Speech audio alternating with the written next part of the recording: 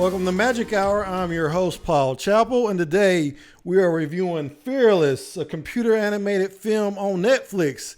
I didn't even know that Netflix had computer animated films. Apparently, this is their third film.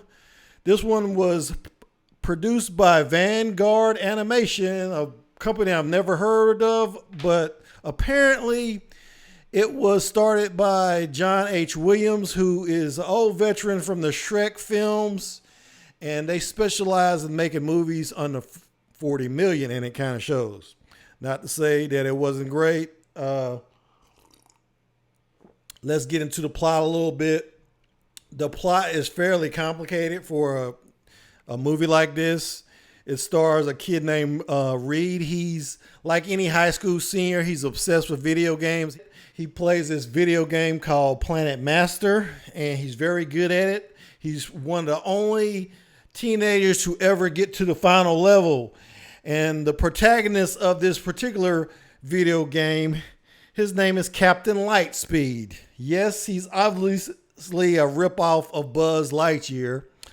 But you're going to see a lot of this in this film. It's a ripoff of something you've kind of seen before, but you're not really sure. So they've taken a lot of elements from some Pixar films, from Toy Story, and mostly The Last Starfighter. Because what happens is he gets to that final level, and somehow he breaks the time-space continuum. And Captain Lightspeed's children are escaping from his nemesis, Dr. Arcanus, and they crash land in Reed's backyard. And here's the problem. Reed is supposed to be working on a science project with a girl at school. Her name is Melanie, and she's played by Yara Shahidi, who is, if you know Blackish, the comedy show, she's one of the kids on the show, where she does the voice acting. And she's pretty good. The character even looks a little bit like her. I like that aspect of it because I recognized her. I was like, I've seen this kid somewhere.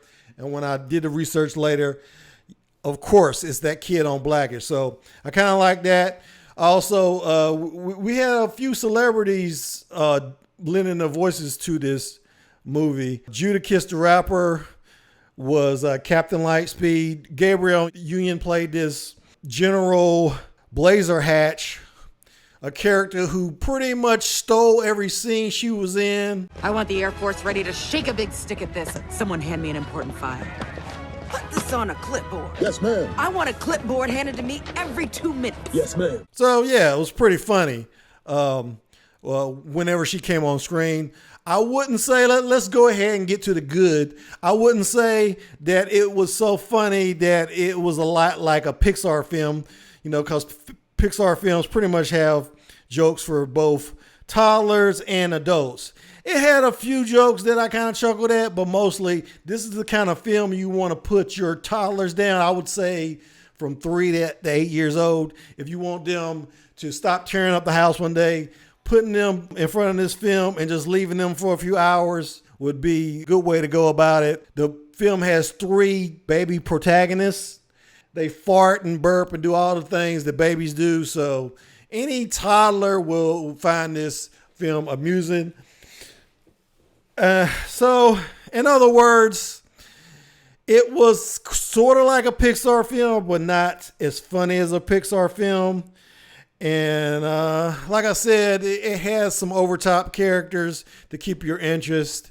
And they threw some curveballs here and there. For instance, there's a scene where the Reed and Melanie, they're trying to calm these kids down because they're on the run from the government, because the government has detected the spacecraft that brought these kids.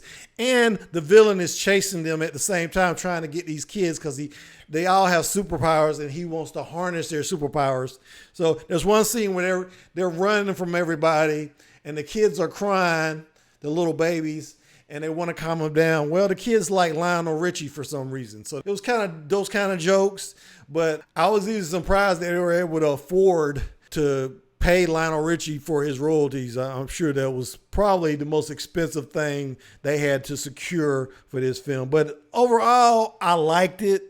It wasn't so boring for me that I fell asleep, although I was getting close for a few scenes.